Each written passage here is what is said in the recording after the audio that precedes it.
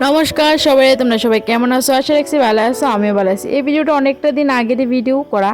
তো আমি একদিন বিকালবেলা বাড়িতে গেছিলাম, তো সকালবেলা বাড়ি থেকে ফেরার পথে ভাবলাম তোমাদের এটা শেয়ার করি যে আমরা বাড়িতে তো আগে নদীর উপরে দিয়ে একটা বাঁশের মতো ফাঁকা আছে, যারা আমরা পার হইতাম, কিন্তু এখন নতুন একটা ব্রিজ হয়েছে। তো ব্রিজ হতে আমরা অনেক সুবিধা হয়েছে, আর এই ব্রিজটা লেগে আমরা অনেক দিন ধরে অপেক্ষা করতেছিলাম। যাই হোক, তোমরা যদি আমি ভিডিও তোমাদের দেখাচ্ছিলাম যে ব্রিজের কাজ শুরু হয়ে গেছে। তো ব্রিজটা এখন কমপ্লিট হয়ে গেছে, আর মাইটা দিয়ে ফেলে রাস্তাটা সুন্দর করে লেগেছে। তো চলো আজকে ব্রিজটা তোমরা দেখাই। মোটামুটি কাজ কমপ্লিট হয়ে গেছে, তো একটু টুকটাক কাজ চলতেছে। তার মধ্যে আমরা ব্রিজে দিয়ে হাঁটাও শুরু করে দিছি। মানে এখানে উদ্বোধন করার আগে আমরা উদ্বোধন হয়ে গেলাম গা।